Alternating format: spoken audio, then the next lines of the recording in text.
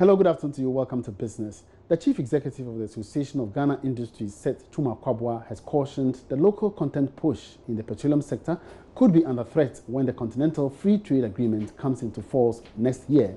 His caution comes as the Ministry of Finance has directed the Petroleum Commission to evaluate opportunities and risks of the free trade area on the upstream petroleum sector. Speaking to Joy Business at the 6th Local Content Conference and Exhibition in Takoradi, Mr. Kwabwa explained what is at stake if Ghana is not well positioned. We just mentioned that local content is key to improve our revenue generation and to improve the entire impact of the upstream sector operations on the economy. And one way to improve it is not just the revenue you get, it is also the ancillary businesses. That part of the ancillary businesses is also the production of the various products that are demanded or needed by the oil and gas industry.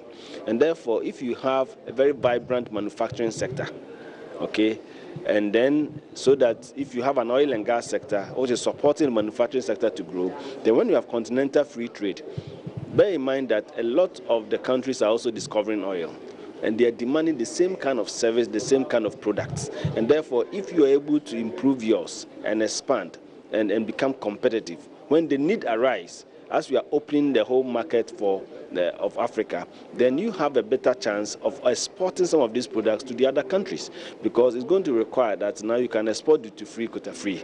But if you haven't prepared in the upstream sector to bring manufacturing along, then you cannot really take advantage of it. I think that is the essence of this whole discussion, that manufacturing is important. It must be linked to the progress you make in the oil and gas industry. When you do so, it provides you the opportunity to get a lot of your products locally. So your local content grows. And when it grows, you become competitive, because now there are other countries that are ahead of us in terms of oil production. I mean, Nigeria, Angola, and all those ones, they've been in the oil business for long, and they have bigger capacities. So therefore, if you don't prepare well, then some of these products they are producing for the oil and gas industry, they will flood your market with it, and it will even weaken you the more. And therefore, we need to quickly strategize, and that's why we're calling for a clear strategy to help develop this process.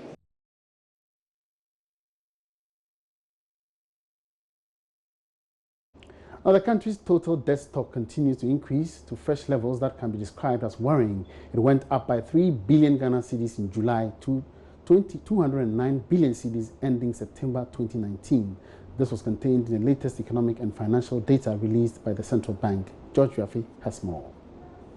The Bank of Ghana data also revealed that the 209 billion cedis debt stock makes up about 60.3% of the total value of the country's economy, and in September this year. Majority was secured from outside the country, with the rest from the domestic market. But government sources insist that significant growth in the debt was not due to fresh borrowings, but rather the city's marginal depreciation against the dollar, spending on the financial sector cleanup, and resolving the energy sector debt issues.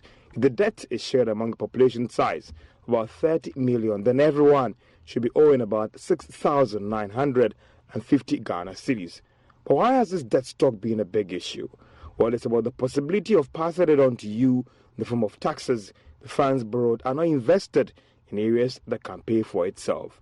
According to the 2020 budget, government is planning to set aside some 21 billion Ghana cedis to take care of interest on these debts. From the economic and financial data, earnings from exports was also going up. It reached $13.6 billion ending October this year. However, our import bill was going up, reaching $11.1 billion in October this year. The city's depreciation against the dollar for this month is pegged at 10.57%, far higher than the same period for last year. In the banking sector, development was somehow mixed. All the nominal numbers were going up for the key variables like deposits and loans. The rate of growth compared to last year has somehow slowed.